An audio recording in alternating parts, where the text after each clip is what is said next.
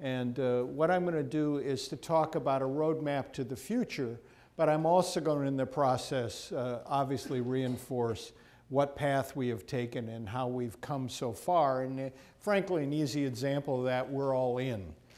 This building was a dream when I came here.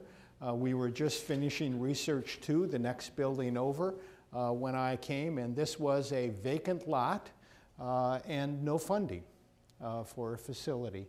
And today it is the largest research building in Indiana University with only $33 million of state funds and $50 million from the research enterprise and from gifts to make this happen. And it is truly a great example of change that's been made and touches the future, as I'll talk about. The metaphor of a roadmap is one that people have been discussing, and I've been discussing with people for actually a couple years. And the timing was actually almost perfect in this, because just last month, President McRobbie enunciated his principles of excellence, which provide a way to reframe, I think, the roadmap we'd been working on to align it with the university's goal priorities and to make it, I think, very, very clear about what kind of roadmap we have. Now, this, I want you to know, is not up to MapQuest. It's not going to get you to the littlest neighborhood on the campus. But what it is going to do is provide an overall framework that we're going to keep working on over the next year or two to provide more and more detail, more and more guidance about how we're moving towards our goals. But the framework for these goals is in fact going to be the President's 10 Principles for Excellence. That is the destination. That is where we're trying to get, is to excellence across all 10 of those areas, and I'm going to lay this speech out in those contexts of those 10 areas. Now, the terrific thing is those 10 areas align with our goals at Iupui. They align with what we've been working on, and they align with the mission of this campus. And this is where I always like to start and remind us that we have a very distinct mission in Indiana University. We have a distinct mission in this state. This was, some of you were in this process of writing this mission statement, and frankly, in the faculty council, it was the easiest discussion I've ever seen about mission. Some of you who weren't there, you should know that the only significant debate was whether or not, honestly, I'm not making this up, we capitalized state for Indiana. That was it. Because this description that Iupui is Indiana's urban research and academic health sciences campus is simply true. That is the case. Obviously urban by definition, but it is the academic health sciences by definition as well. And so we were able to write that, but what we then did as a group, and the board approved, was we said we see our responsibility as actually to serve the state and beyond, and that we consider our responsibility to improve education, culture, and economic development. That is distinctive. That is who we are, and frankly, I will argue that's what we've always been, even before Iupui was established, and that kind of commitment. So that frames us up as I go on and discuss this roadmap. Now, as I do the roadmap, we're going to, at this level, talk about the destinations, the excellence. We're going to talk about the routes we're going to take on that. And we're even going to talk about the mile markers. I'm going to push this metaphor harder than I usually do. And part of what I'm going to be interested in is how this works for you in helping you understand what we're trying to do. We are on a road to a destination of an excellent education. Of course we are. That's a commitment all of us who are on the faculty, all of us in the staff, all of us who are students believe, and we believe we need to do that, and we have to improve our educational outcomes. This is a priority for this campus in conversation after conversation from the Budget and Planning Committee, cluster conversations, all the time we focus on this. And those of you who heard Scott heard, frankly, our most passionate advocate for that. We have to help students succeed. What's the route to that? We have some very clear steps to that. University College is the prototype of our student success programs. We have all the things that were mentioned in his presentation, the Bridge program, the Summer Academy, the first-year thematic learning communities. One after another of those programs are the route to student success. We have to do that if we're going to have a quality of education. We do need to recruit diverse, high-ability students. We're going to have to work at that and obviously help them be successful. And it was, for those of you who weren't here, one of the great pieces of data is that we are on a campus where our success with African American males, if you put that data out nationally, it would stand out as among the highest in the entire United States in the last year on first-year retention. We need to be proud of that, although as Scott would immediately point out to us, the number of students is too small.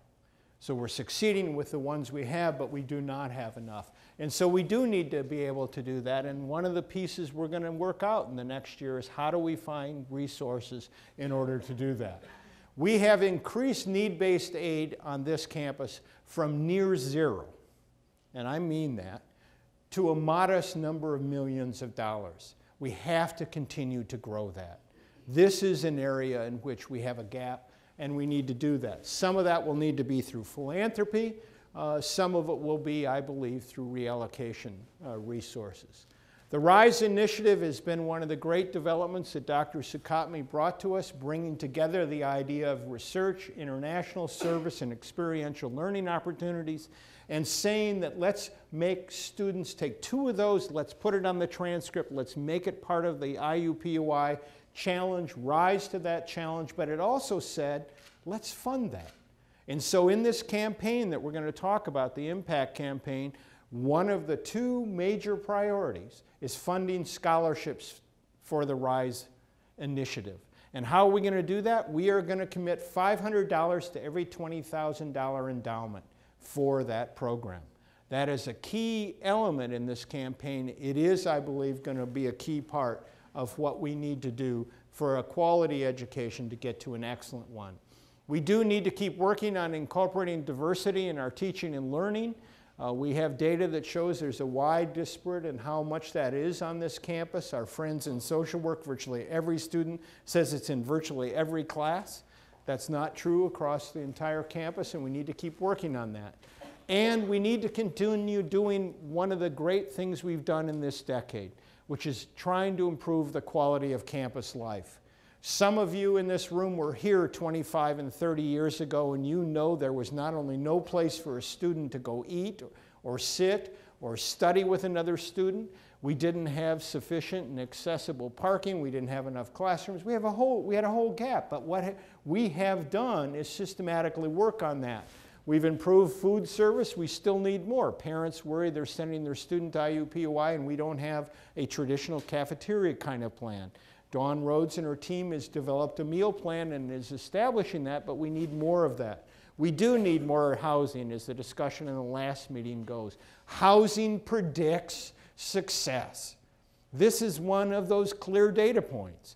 Same way that getting involved in thematic learning communities does. We do need to do something about wellness. One of the things that everyone who comes from other campuses looks and says, where's the Recreation Wellness Center? And the answer is NIFS, and then someone finds out how much it is and students say they can't afford it. We're going to have to keep working on this one. And student programming, we've made dramatic improvements over the last decade. Some of you know that when Vice Chancellor Whitney left, she was able to calculate that when she arrived in the 90s, we had 80 student groups. When she left, we had over 300. We've made progress. Are we done? No. As we recruit these high-talent students, we have to actually provide activities for them, and we want them to be learning activities, and that's why they need to be programmatic. So this kind of work is the route that we need to develop to an excellent education. What are going to be the mile markers on that? What are we going to look for in mile markers on that? And I'll give you a few examples we've got already. We have to talk always about how we're doing in first-year retention. You can't talk about undergraduate student success and not keep them through the first year. And frankly, this is one of the good news on the campus. 10% increase is a very big increase in changing the behavior, frankly, of 18-year-olds at a very important time of transition in their life. This is a step, and this is part of what University College has done, but no one wants to settle for 74 or 75%. We want to keep moving that up, and so we're going to need to keep working on that mile marker. This is one of the goals that when I came in 2003, I said we needed to double the number of baccalaureate degrees. We needed to do that for two reasons. One is I knew that if we doubled baccalaureates, we would have to fix a whole series of other things on campus, including having more successful retention, including providing majors, including a whole series of things that we would have to do. But number two is graduates from Iupui are the backbone of Indiana. And that's because we are the campus who has the most Indiana residents. No campus in the state has as many people, undergraduates and graduates, from here. We do. We have to be successful with them. The really good news is we've gone up 900 students in the last 8 years. Sort of a 5% rate of increase. It hasn't been linear, but we've got a 5% rate of increase. We have 900 more students graduating each year than we did when I arrived. We're not doubled yet, but at least we're over 40%. We're making progress, and every single one of those students counts because most of them stay here and have careers here and lives here and help change us. We also have to think about our graduate professional programs and talk about what are the mile markers there. One of the most obvious of which is, even though we're so proud that we had the third largest medical school in America, the second largest multi-campus one, when we had 288, we supply over half the physicians in the state, and guess what? They're retiring because they're baby boomers. And so the School of Medicine made an enormous commitment to grow 12% their class, frankly, without any additional state funding. It was promised and not delivered. And yet they've stepped up and tried to keep the class size up because those graduates are needed in Indiana. Similarly, in the School of Nursing, Dean Broom stepped up and said we don't have enough resources in order to teach enough nursing faculty. And without nursing faculty, we're not going to have enough nurses who practice and take care of us. And so she, along with several of us, worked very hard and frankly raised tuition in nursing to being the highest undergraduate tuition in the university. All right? But as a result, they've been able to staff and increase dramatically their PhD production. This is critical to the future. We can do similar kind of mile markers in other parts of the educational effort. Another important piece of our work is to have academic programs which are vital and appealing to students and succeed because it helps the economy, as I'll talk about later. In 3 years, thanks to the leadership of Dr. Sukatmi, we have introduced 23 programs which are what we call 21st century degrees. They are almost all interdisciplinary. They're almost all tied to economic development clusters in Indiana. They are almost all targeted at students who want to change the future. So look at the health and life sciences, all in black up there. This is our core business, and look how many of these programs we've added in just 3 years. Some of these are really critical for us. Most of us know that we are going to have a physician shortage, and one way you deal with that is physician assistants. The other is, of course, nurse practitioners.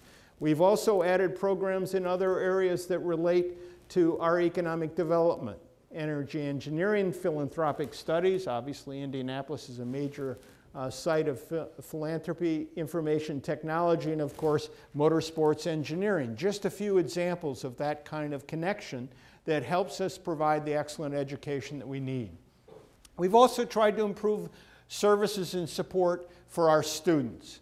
So some of you who were here 4 years ago remember the Black Student Initiative, where students said we need a place to come together to reflect our diversity, to reflect our culture, and we set out on the effort to get and create a multicultural success center, which we were fortunate to dedicate just this fall. And opening that, remodeling Taylor Hall, committing $1 million of cash from the campus. This was a major investment in order to create that opportunity, so we have all of those services now collectively in one space in a very attractive facility that serves our students, serves our educational needs. And I want to thank Dr. Durgans, the Assistant Chancellor, and Zafia Bryant, who directs that Multicultural Center, for their leadership and moving that along. As you all know who've done it, building buildings, remodeling projects are not easy, and they honchoed that one through. Going from excellent education to excellent faculty, we all know in this room it's critical to our success that we have recruited and hired and retained and support the faculty necessary to be world-class, to produce the excellent education. That's essential, obviously, in what we do. The roots to that are very clear. We have to continue strategic hiring in areas that support our research and support our foci and our mission. We need to continue the support for the recruitment of underrepresented faculty, and we need to expand facilities. I don't need to tell almost anyone on this campus we're short of space. We rent hundreds of thousands of square feet of space, which is pretty good evidence we're short, because we're also frugal and we wouldn't be spending it on rent if we didn't need it. And those are important pieces. And what are the kind of mile markers? For those that you don't know, Mudipi Lupe, she's a public scholar we hired a couple of years ago. But the mile markers are hiring. Following the President's support and commitment and the work that you all did, we hired 100 tenure-track faculty members in last academic year. All across the schools, medicine roughly half of those, which is consistent with its number of faculty and the overall campus numbers. We hired a nice mix of assistant professors, associate and full professors. We did some very effective rating from other places to do that. Interestingly, 20% of our hires were from the universities. Some of that reflects people who are moving from clinical into tenure track, some of it from different campuses. But we've also hired from a variety of institutions. 39 of those outside people came from other AEU universities. That's an association of the highest research universities. We had 5 or 6 who came from international universities, including some of the most famous and highest standard. This is a key part of what we do, and I want to thank all of you who've been involved in hiring. That is hard work, it's important work, and it truly does make a difference when we hire. Similarly, the Schruff program, this is a program initiated in 2007, if I'm remembering correctly. We ran for 3 years. We have committed $800,000 in ongoing base funding to these diverse faculty. And we have been successful in moving up the curve. 4 percentage points increase since Schruff began. We haven't been hiring additional in the last year, and we don't plan to this year. But we are planning, if all things go well, to reopen it again during 11-12 for hires starting in the fall of 12. This is a program we really value. And frankly, if the times weren't so tough, we would have been moving resources to it in the last year, but we've been very, very cautious. We're also watching those faculty's success very carefully, and Dr. Sakatmi probably should update the Faculty Council this year about how that's gone. We've also received fabulous individual recognition of our faculty, and this is one of the metrics, the mile markers we use. Just this, about the last month, Maria Pabellona Lopez, I hope many of you know from law, was selected for the American Law Institute. Mark Overheg is at Regenstrief and was selected for the Institute of Medicine, the most prestigious group in the medical profession, in his recognition. Some of you know others as well who've received great recognition. Giles Hoyt was given the highest award that can be given to a civilian by the German country. Rosalie Vermette was given the highest intellectual award from the country of France. We have other individuals who've received enormously prestigious recognition in the last year, and it's really important for us to remember that that is one of our mile markers. Are our faculty being recognized by our peers? And the answer is not only our peers, they've been recognized by countries, which aren't quite our peers, I guess. Excellence in research. obviously, bringing together education, research, and the faculty in this particular topic, we have to continue to advance our achievements. The roots to that overlap. Obviously, the faculty are critical in this. We need to have space for this. We do need to continue to raise research expectations in the system and reward our research productive faculty. And that's an important aspect. We do need to continue to develop doctoral programs related to national and regional priorities, partly to find funding, but partly to make a huge difference in our work. We need to continue, once again, SHRUF. Mile markers here are good examples of this. The easiest, cleanest, and the one that I challenged us to double 8 years ago. We were sitting at, just before I came, at 202 million, and we almost doubled this year. And as I've said before, we owe enormous debt of gratitude to our colleagues who submitted hundreds of research proposals and produced this level of awards that jumped so far over the previous record. It's astounding. It's essentially a third increase over the previous record. And this is truly an enormous achievement by our colleagues. Stimulus money did help, but it is not all stimulus money. It isn't even going to account for the difference over the previous record. But it is an important step, and it's going to, I think, affect us going forward in a positive way. We've been very strategic about this. The Signature Center Initiative was a strategy which said, let's have the schools and the campus match money to selected programs, give them an opportunity to have several years of funding in order to launch a new interdisciplinary program and see how they've done. We've now gone through, we're in the 4th round this year of the Signature Center, and the grants received by these Signature Centers is over $130 million. Now, we know it's hard to know whether they would have gotten some of that money otherwise, okay? That's just the fact.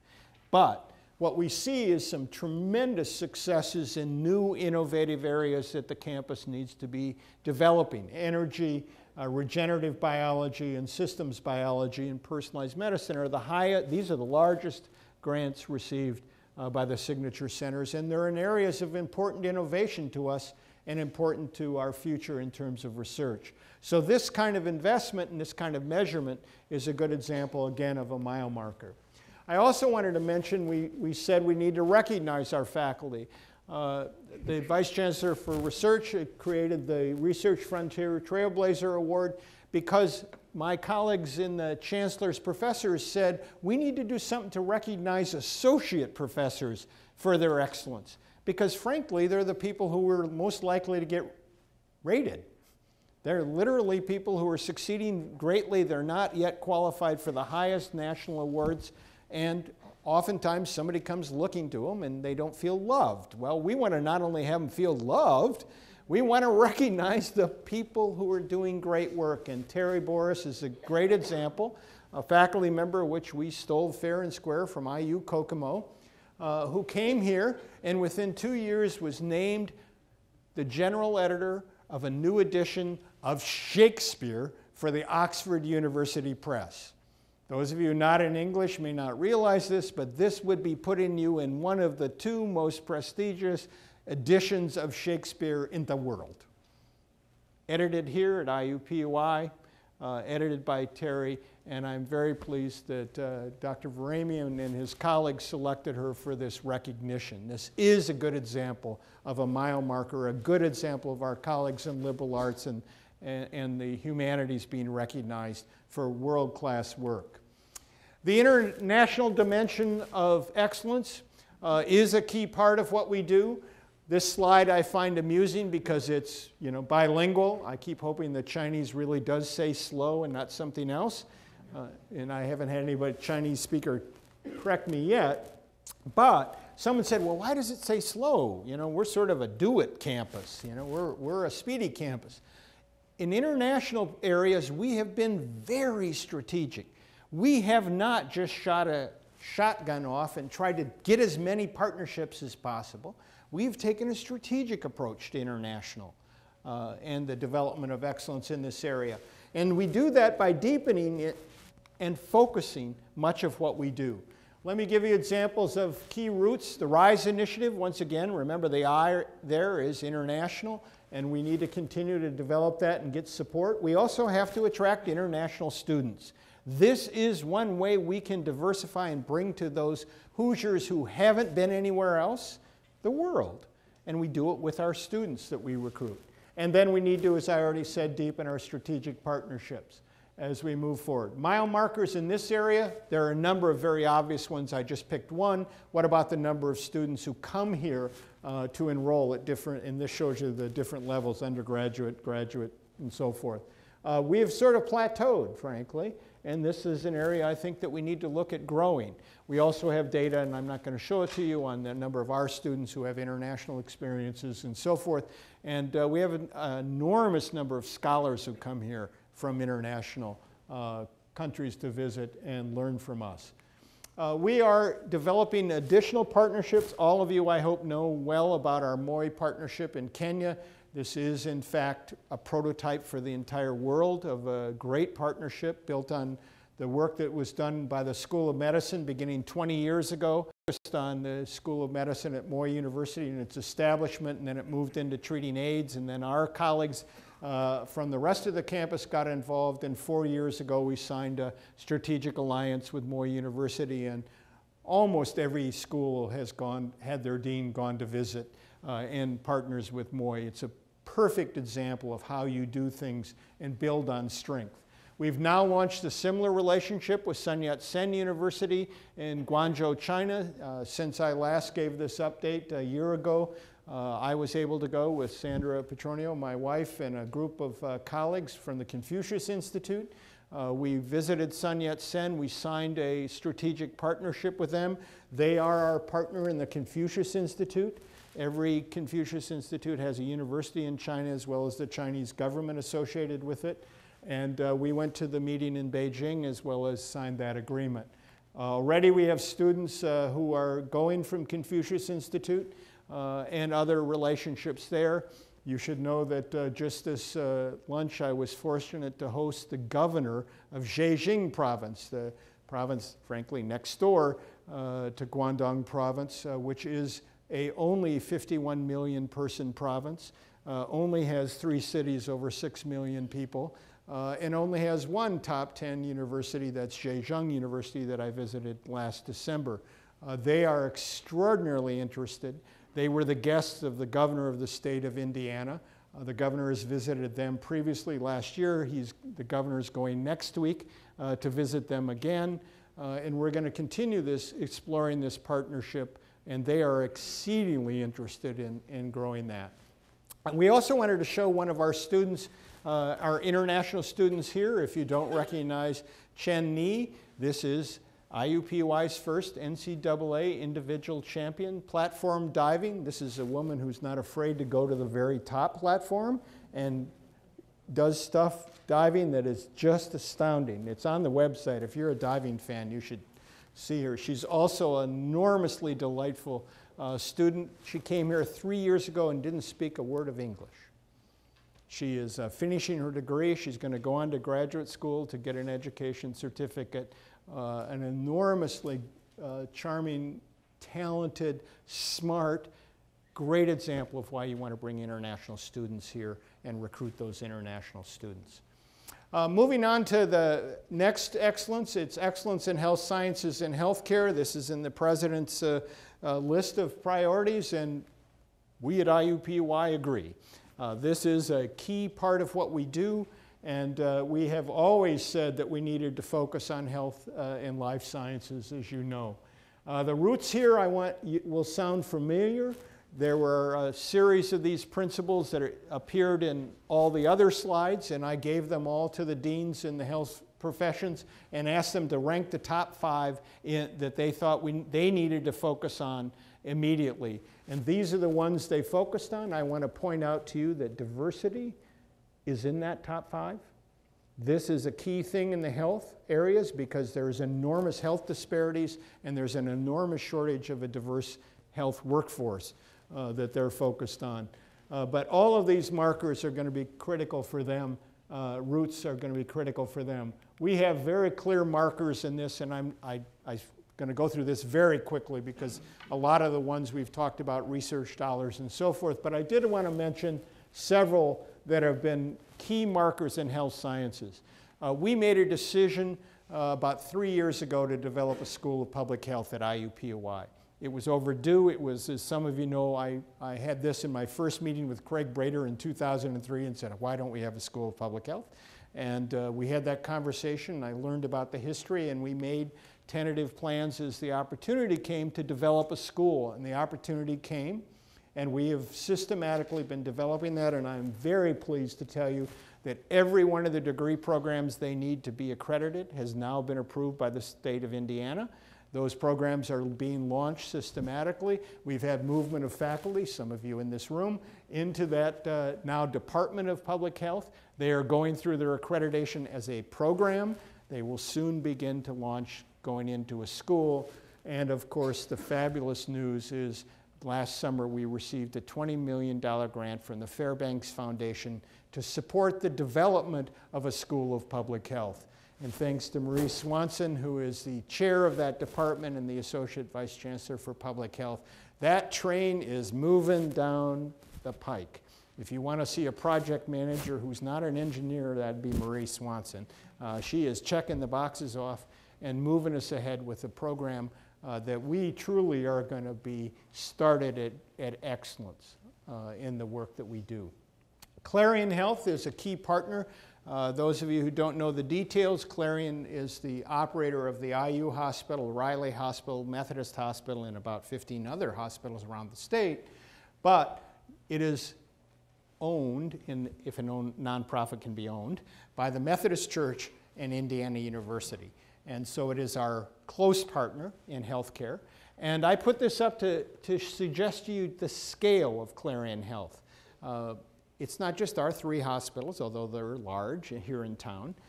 It is 3 times the size of the revenue of Indiana University. This is an enormous operation with significant grant funding. Now, this is off their website, so I'm not sure if they're double counting some of the grants we count on the campus. But that's a key partner in the work that we do in this campus. The School of Medicine, I listed facilities here as mile markers because the School of Medicine very systematically realizes it has to have facilities in order to have space for the researchers and their clinicians, or it can't grow. And they have a business plan beginning in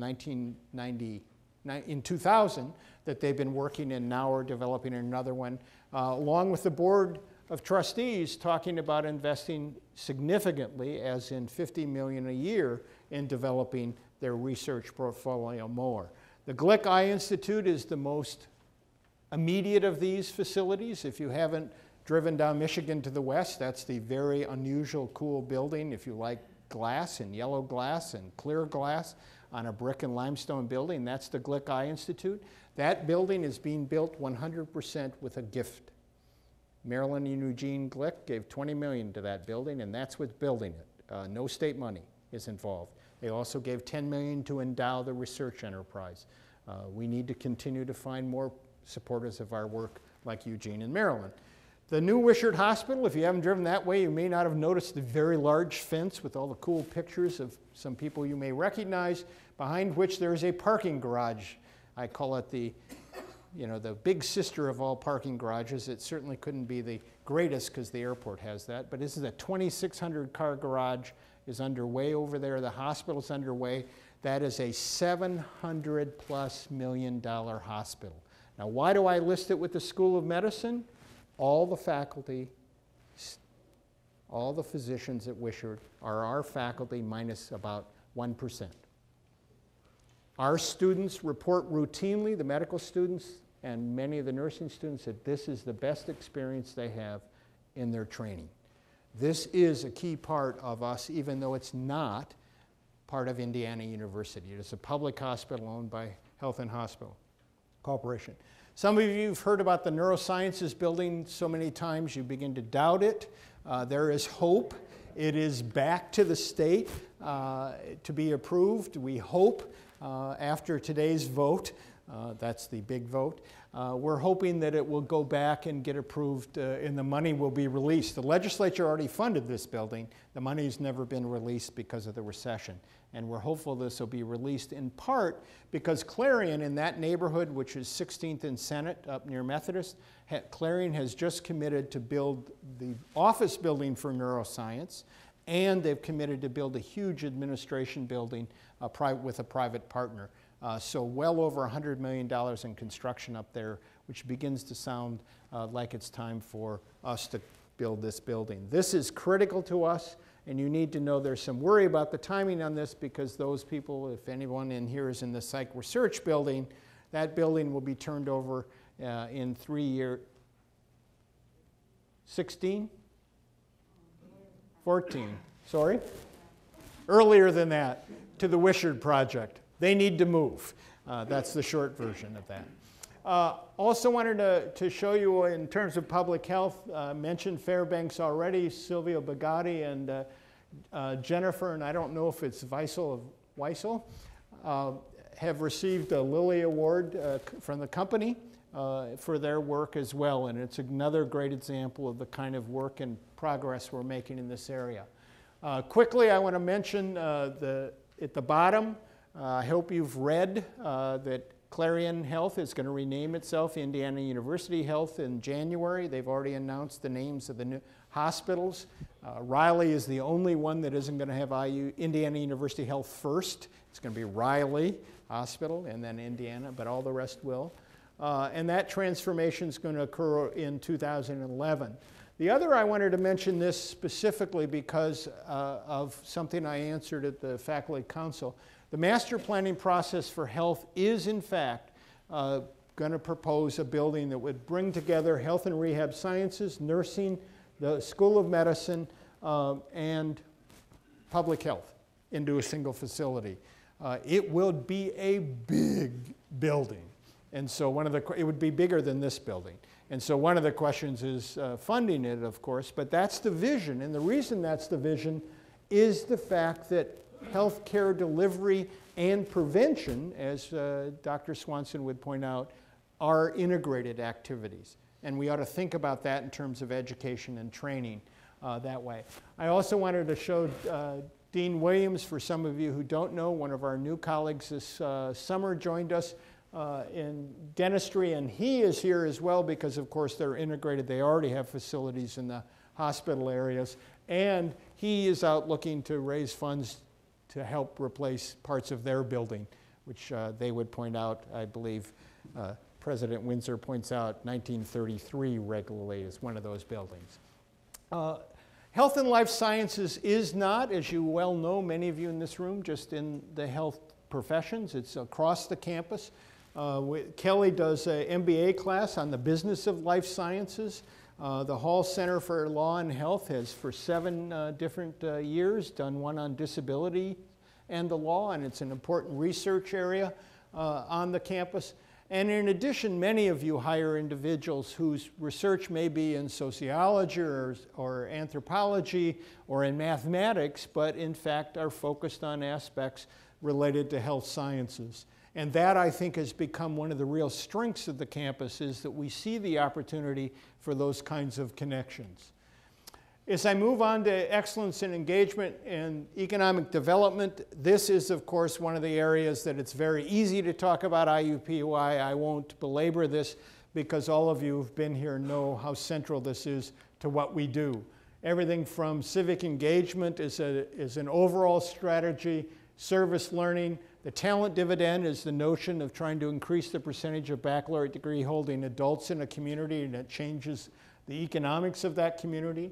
The Talent Alliance, I'll talk about in a minute, looks at education all the way from birth through career, and that's something we're helping to facilitate here. The TRIP initiative, translating research into practice, is a key part of our engagement strategy. Of course, technology transfer, our health partnerships not only with Clarion, but also with Wishart and other hospitals. And I showed you earlier our 21st century degree programs are focused oftentimes, almost exclusively, it feels like sometimes, on cultural and economic development. Mile markers in this area include service learning. I challenged Bob Bringle to double the number of service learning. I came right here. Bob doubled it in like the second year. And you'll notice that you and Bob and the Center for Service Learning and our colleagues have made this just a part of the campus. Over 6,000 students a year engage in service learning. This is fundamental, and you need to know this does not count the clinical placements in the health sciences or in social work. So we've essentially, I mean, if you add the social workers, you add another 1,000 or more there, and you add the medical students, you add 1,400 there. I mean, the numbers are astounding on this campus in the degree of engagement. And that, I think, is one of the things that the faculty needs to be truly proud of, is that you've done this. And you've made us recognized for that everywhere. If I go anywhere with my pen to an academic event, they know who it is, we've branded ourselves, and they know us for this work and engagement and the work that Scott's led and the work that Trudy's led in assessment. Everybody knows us for that. Others will know us for different pieces. They'll know the dental school or the medical school, or they'll know the Institute for American Thought, but engagement is literally a trademark here. And it's deservedly so. It's one of those I don't even pretend to be a modest Hoosier about. We are great at this. And when our colleagues say, you should have won this award the very first time, which we did, a research university did, I took that as the measure of how much you all have accomplished in this area. The talent dividend concept, as I mentioned, is trying to increase the percentage of adults with baccalaureate degrees. If we do it in the 50 largest cities in America, the average annual income goes up $124 billion. In Indianapolis, it goes up 1%. We get out $1.3 billion in annual income. This is why we have to keep growing our baccalaureate degree. We're responsible for most of central Indiana. The talent partnership I mentioned, from cradle to career, looking at the entire pipeline of education. This is not an Iupui thing. We convened across the entire community, and all of these organizations, I think save the media, are involved in this process. We've got nonprofits, all the higher ed institutions, Ivy Tech's involved, the philanthropic community. I mean, it's just amazing. We're all looking at this, trying to say, how can we help facilitate?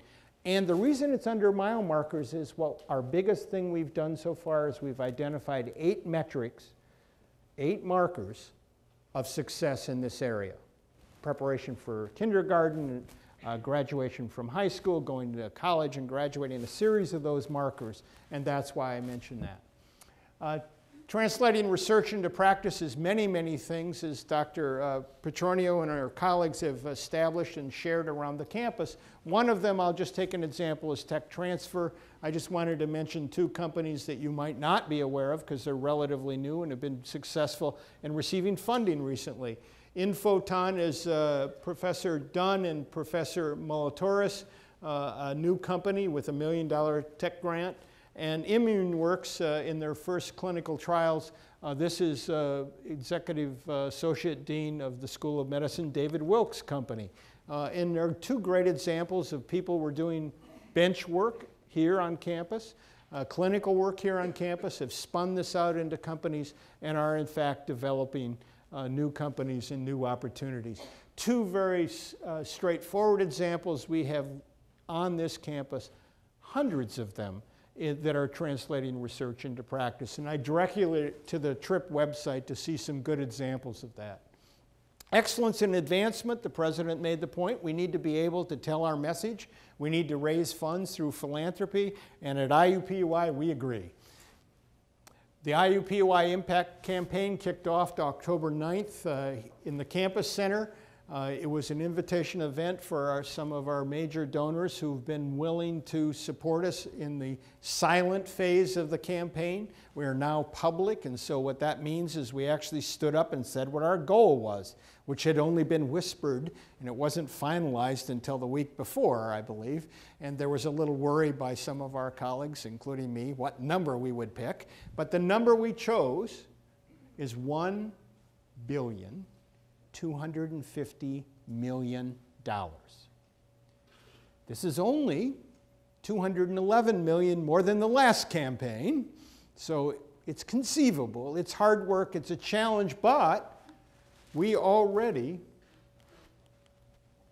have raised $860 million, $613,000, 670.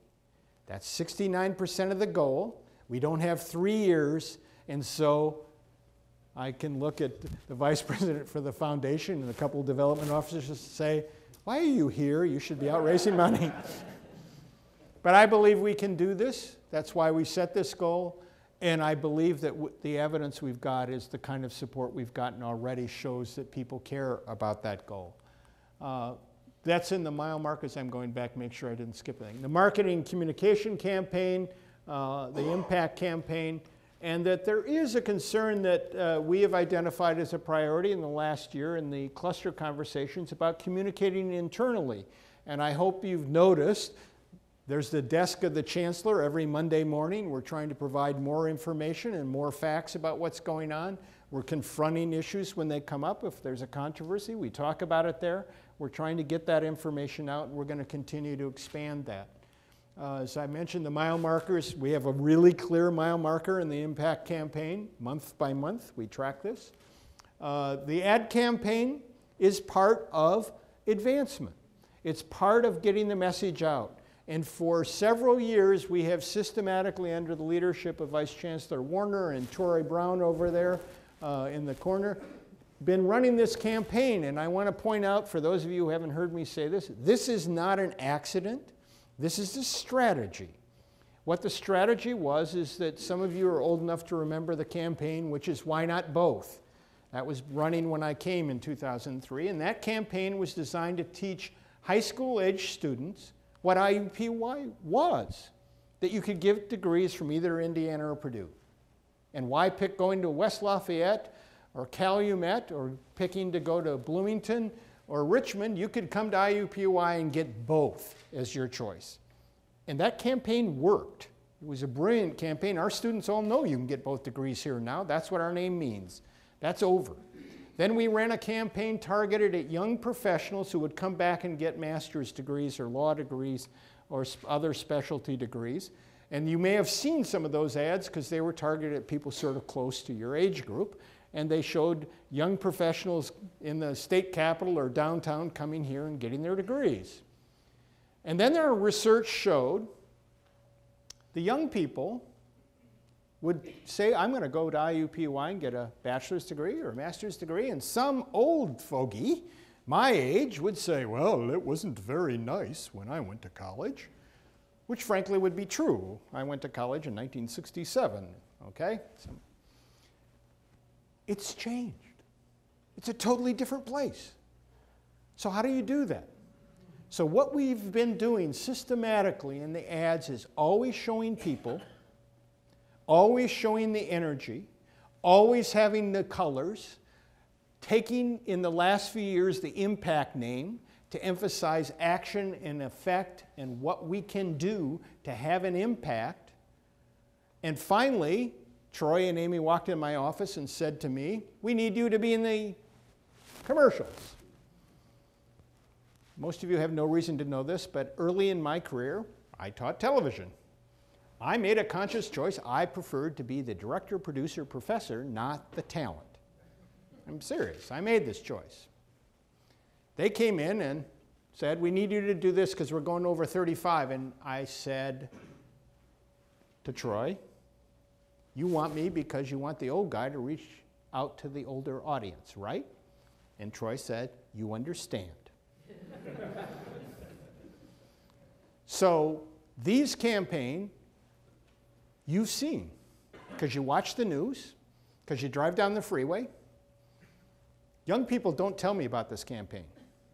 People who are the age in this room tell me about this campaign. And that's who we wanted. And so what we've managed to do, I believe, is show that it's a vibrant, energetic, accomplishing campus. And the commercials always are about what we do in terms of our goals, service learning, engagement in the community, health and life sciences, quality undergraduate. It's substance. And so we're going to measure this, and we'll continue to follow this up. But that's the strategy, and that's one of the markers that we have. So literally, these are mile markers, but literally, they're also part of what we're trying to do. Building for excellence, and I'll move through the last several fairly quickly because I don't need to sell anybody. We need space, we need better space, and we need it fast. All right? So we need to improve the facilities environment and quality. We need to finish the master plan. We need to begin to implement that plan. We need these buildings that I've listed here, and I want to highlight the Science and Engineering Laboratory building, pointing out the Dean of Science, Bart Ing, is here, and David Rusumano, the new Dean of Engineering. This building, you need to know, is a miracle. This is the first building that I've been able to find that Indiana University has ever built entirely with money from research and tech transfer. We've built them with gifts, we've built them with state money, we've built them with combinations. This is literally from the angel learning tech transfer money that we received and the commitment of those deans and their schools to pay for it with their research and direct cost. And as a result, that building's moving. While others like neuroscience, which are really important, have been waiting for approval. And I think that's a really good sign. The sports garage, I didn't even put the Gateway garage up here. We all celebrate the sports garage because that's the next one. But some of you found that parking was not so bad this fall. I know that's a big surprise. But the Gateway garage worked, and the technology worked. And we're beginning a new garage over near the natatorium. That project's supposed to begin within a month or so. The design is done. I think it's out for bid. I'm looking at the people who might know. Close to going out for bid. And they will start on this and move on. We're pushing them on the price, I think, which might slow it down a little bit because we don't want to overpay for it. And that's important. And simultaneously, one of the things the master planners have really taken us to task for is this is not a great campus to walk and bike on. We're making progress on that, and I want to mention two things very quickly. One is on the Wishard side, the new Wishard side of campus. I am exceedingly pleased that the landscape architect for Wishard, who I got a chance to meet, is a class expert, and he looked at us and said, we have to work to make sure that we align what we're doing with Ball Gardens and we make it easy to walk and to get exercise and to bike and connect to the park trails on that side of the campus, because the city parks are talking about trails. And on the other side of campus, on Barnhill, down by the Urban Lake, coming down by Science Buildings, going down by Heron, that's going to be the next leg of the cultural trail. That's the west leg of the cultural trail, which for those of you who don't live in the design world, you should know. I went to a meeting and somebody actually said this. The world's expert or national expert on trails said, I have nothing to tell Indianapolis about trails. You are the leader because of the cultural trail and the connection it's going to make to the Monon and the other trails. This was Will Rogers Jr. said this. The cultural trail is going to become a destination for the world, and it's going to come through our campus. So we're going to have biking and walking right there on our campus on one side, and on the other side, and of course, I'm plotting to say, can we get someone to connect those two with someone else's resources? Mile markers there, we're going to need to develop those. They're not fully developed now. This is a sketch of the master plan. If you don't recognize this part of the campus, it's for good reason. That's the campus center. That's Vermont Street, Indiana University Hospital, Assignment Cancer Center, the hotel. Almost everything else except the natatorium doesn't exist. I teased Dr. Sukatmi because he argued that we needed a tall building, that's Sukatmi Hall. The master planner started this, by the way, because he was right. We need another tall building on campus. But the master plan, I think, is really going to give us an opportunity to look forward on this.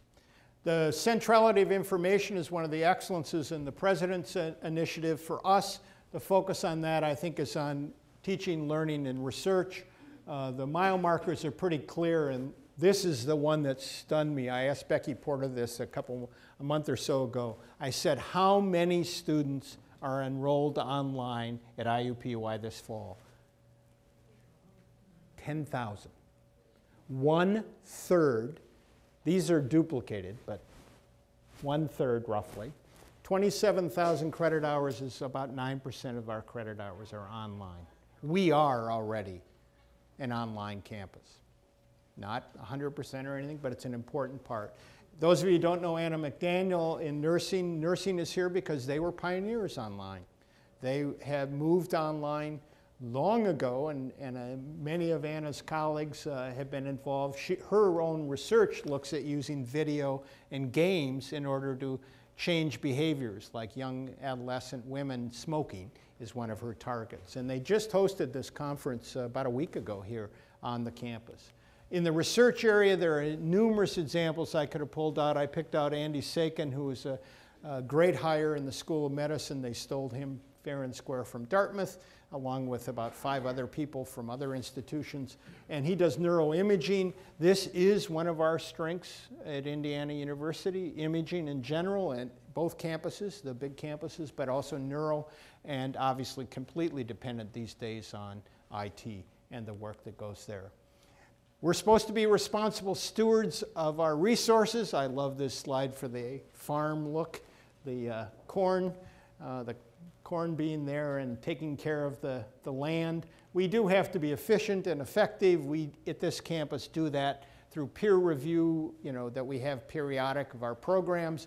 We do it through the accelerated improvement process, trying to get the problems out of it. And I encourage you, if you've got some process that makes you crazy in your unit, talk to Dr. Bounta about trying to get that done. The other is the Resource Planning Committee. Many of you know Dawn Rhodes, our Vice Chancellor for Finance and Administration, is chairing that group, and that group is working at looking at the questions of how we can handle the different distribution of resources on the campus. And I'm going to ask that committee also, when they finish this current round, to develop some mile markers here on efficiency that we can, in fact, talk about that we don't have developed at this point, and so forth. So what we've got now is a roadmap directed at the destinations of excellence. We've started with the key routes. I've focused on the mile markers that we've got so far. The guideposts are the endpoints. So like the doubling degrees to 4,400 would be a guidepost, and we know where we stand on that. The last thing is the drivers. Who's going to watch this every day in every way? And so as we develop this to the next stage, we're going to have pulled down menus, so it's going to say who's responsible in this area.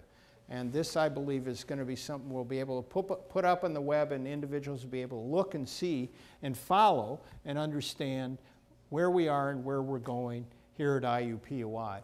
But the short answer, I think, is that we need to understand we have made enormous progress. And I wanted to end with this slide because this is actually one of the amazing things our students have done.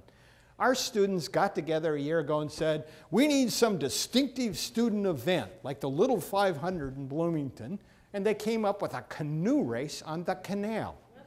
This was brilliant. Now, it helped that the first 2 years the weather was fabulous, okay? So it's established. 80 teams or something like that this year?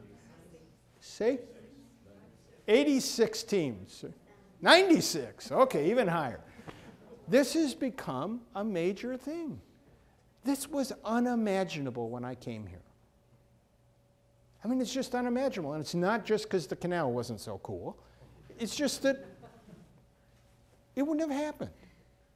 And so one of the things I like to do in this opportunity every year is to remind us how far we have come. We couldn't have sat in this building. We couldn't have gone to the regatta. We didn't have the Simon Cancer Center. We didn't have a campus center. We didn't have housing. You can go in your own departments and look around and say, who are the colleagues you have you didn't have? There was no bachelor's in biomedical engineering. No department, I think, since I was here. You know where retention was in 2003. This has changed. But the only reason it's changed, I think, is we've stuck to trying to accomplish the core mission and driven at it. and been willing to make some trade-offs, but we've had to drive at it. And we've never done it just because somebody gave us all the money to make it possible. Hasn't happened. It's been commitment. So I want to thank you for that, because it has changed the Iupui that I came to.